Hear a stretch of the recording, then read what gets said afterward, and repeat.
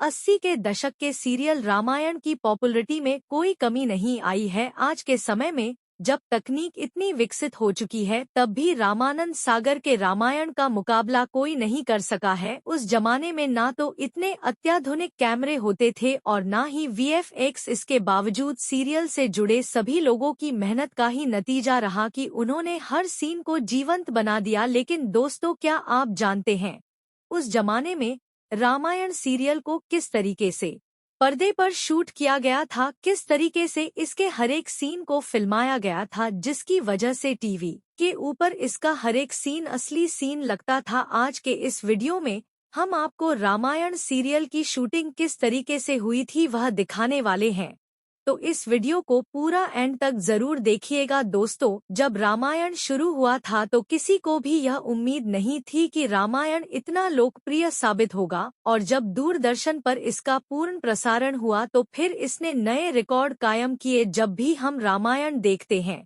तो इसमें महल, वन, नदी, दरबार, इन सबको देखकर ऐसा लगता है कि असल में भी सब कुछ ऐसा ही रहा होगा। रामानंद सागर ने इस तरह रामायण के दृश्यों को इतनी खूबसूरती से फिल्माया है कि हमें यह बिल्कुल भी एहसास नहीं होता है कि दरअसल जहां रामायण की शूटिंग हुई थी वह केवल एक सेट था जो रामायण के लिए तैयार किया गया था। दरअसल आज से कई साल पहले जिस रामायण को रामानंद सागर ने बनाया था उसका जादू आज भी बरकरार है। रामायण को फिल्माने के लिए एक ऐसी जगह की जरूरत थी जहां वन, नदी, खाली मैदान, पहाड़ और समुद्र तट एक साथ हो, ताकि अलग अलग दृश्यों को फिल्माने के ज्यादा दिक्कत ना हो। बहुत सी जगह की तलाश करने के बाद आखिरकार एक ऐसी जगह मिली जहां इस पवित्र कथा को फिल्माया जाए, और वह जगह थी गुजरात का एक छोटा सा शहर उमर गांव था। यह शहर रामायण के लिए एक पर्याप्त स्थान था। यह शहर की आबादी भी इतनी घनी नहीं थी जिस वजह से यहाँ काम करना मुनासिब हुआ। हालांकि इसके अलावा रामायण की ज्यादातर शूटिंग रामानंद सागर के बंगले सागर विला में हुई है। कुछ सीन आउटडोर है। जब शूटिंग बाहर होती थी तो वहाँ के थिएटर आर्टिस्ट और अन्य कलाकारों की मदद ली जाती थी। और आपको जानकर हैरानी होगी कि रामायण की शूटिंग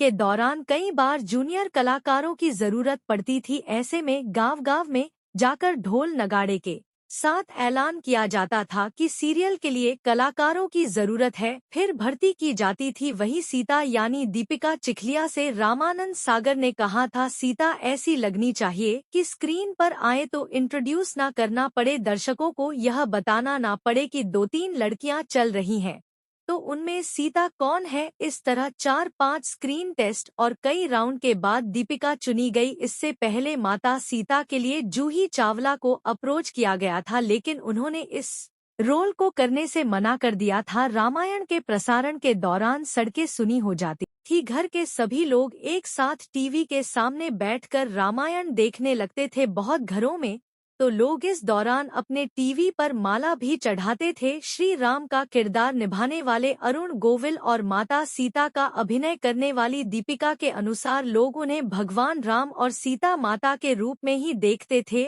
और जब भी वह किसी सार्वजनिक कार्यक्रम में जाते थे तो लोग उनके पैर भी छूने लगते थे। इतना ही नहीं, देश के कई हिस्सों में शाम के 7 बजे के बाद ऐसा लगता था कि सरकार ने कर्फ्यू का ऐलान कर दिया हो। लोग अपने घरों और पड़ोसियों के घरों में घुसे मिलते थे। रामायण ने जितनी ज्यादा प्रसिद्धि हासिल की उतनी प्रसिद्धि और किसी धार्मिक शो को शायद ही मिली होगी, लेकिन बहुत कम लोग इस बात को जानते हैं कि रामायण को सूचना और प्रसारण मंत्रालय से कई बार रिजेक्ट किया गया था। इसके चक्कर में रामानंद सागर ने कितनी बार सरकारी दफ्तरों के चक्कर लगाए थे, तब जाकर रामायण को प्रसारित करने की इजाजत मिली थी। रामायण के प्रसारण के दौरान सड़कें सुनी हो जाती थी। घर के सभी लोग टीवी के सामने एक साथ रामायण देखते थे। कई घरों में तो लोग इस दौरान अपने टीवी पर माला चढ़ाते थे। श्री राम का विवरण दर्पण वाले अरुण गोविल और माता सीता का अभिनय करने वाली दीपिका के अनुसार लोग उन्हें भगवान राम और सीता माता के रूप में देखते थे, और जब भी कोई सार्वजनिक कार्यक्रम में जाते थे तो लोग उनके पैर पकड़ लेते थे। आप सभी को जानकर यह हैरानी होगी कि जब रामानंद सागर जी ने इस धारावाहिक को बनाने की बात रखी तो उनको सभी ने मना कर दिया कि ऐसा धारावाहिक ना बनाएं, क्योंकि इसमें बहुत घाटा होने वाला है। और किसी ने भी उनको स्पॉन्सरशिप के लिए पैसा तक नहीं दिया। रामायण धारावाहिक जितना हिट रहा, इसे फिल्माने के लिए उतना ही ज्यादा मुश्किलें भी आई। इस धारावाहिक में माता सीता के रोल के लिए सबसे पहले जूही चावला को चुना गया था, लेकिन जूही चावला ने इस धारावाहिक में काम करने से साफ साफ इनकार कर दिया। इसके बाद दीपिका चिखलिया को माता सीता के रोल के लिए चुना गया। रामायण का प्रसारण 1987 से 1988 में हुआ था। 78 एपिसोड के इस सीरियल की शूटिंग मुंबई से सूरत में हो रही थी। सीरियल के सेट पर तब उस दौर में आज जैसी सुविधाएं नहीं थी, खासकर वॉशरूम की व्यवस्था भी बहुत अच्छी नहीं थी। ऐसे में सीरियल के कई कलाकार दिन भर पानी भी नहीं पीते थे। सीरियल में लक्ष्मण का किरदार निभाने वाले सुनील लहरी कहते हैं, कई सीन की शूटिंग गांव में होती थी। ऐसे में हम में से बहुत से लोग पानी नहीं पीते थे, क्योंकि पानी पीते तो वॉशरूम जाना पड़ता। रामानंद सागर सीरियल को लेकर बहुत संजीदा थे, वह हर सीन में परफेक्शन चाहते थे। सीता का किरदार निभाने वाली दीपिका चिखलिया बताती है, पहला एपिसोड 1 घंटे का था और उसे बनाने में करीब 15 दिन का समय लगा। मैं महीने में 27 दिनों तक शूटिंग लोकेशन पर ही रहती थी। वहाँ मेकअप स्टूडियो होता था तो हम यहीं रहते थे और कोई भी मुंबई नहीं लौटता था। रामायण में स्पेशल इफेक्ट्स के लिए कुछ जगह मैकेनिकल तो कुछ जगह टेक्निकल तरीकों का इस्तेमाल हुआ था। दोस्तों, मैकेनिकल वो है जिसमें टेक्नोलॉजी का इस्तेमाल किए बिना इफेक्ट्स दिखाए जाएं, और टेक्निकल वो जिसमें क्रोमा की जैसे इफेक्ट्स का इस्तेमाल कर इफेक्ट्स दिखाई जाए। मैकेनिकल और टेक्निकल में क्या अंतर है, यह आपको वीडियो में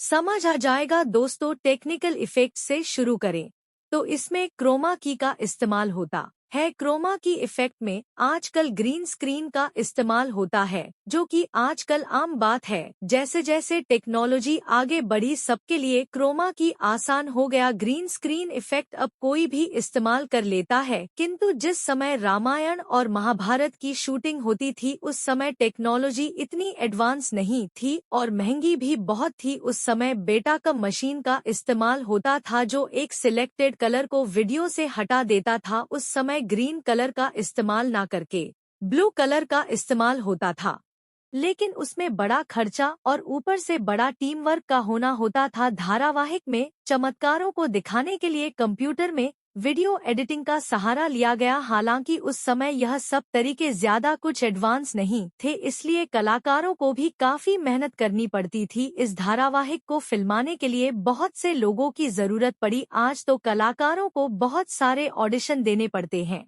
लेकिन इस धारावाहिक में काम करने के लिए गाँव में ढोल बजाकर लोगों से रिक्वेस्ट की गई थी। किसी ने भी सोचा नहीं था कि यह धारावाहिक भारत में इस कदर पॉपुलर हो जाएगा कि लोग आज तक याद रखेंगे। वैसे दोस्तों, आपको रामायण अब भी कितना पसंद है, हमें इसका सबूत एक लाइक से जरूर दीजिएगा, क्योंकि इससे हमें पता तो चले कि आज भी रामायण को लोग उतना ही पसंद करते हैं जितना कि पहले लोग करते थे। और प्लीज, अगर आप हमारे चैनल पर नए हैं तो चैनल को सब्सक्राइब कीजिए और ज्यादा से ज्यादा शेयर भी कीजिए।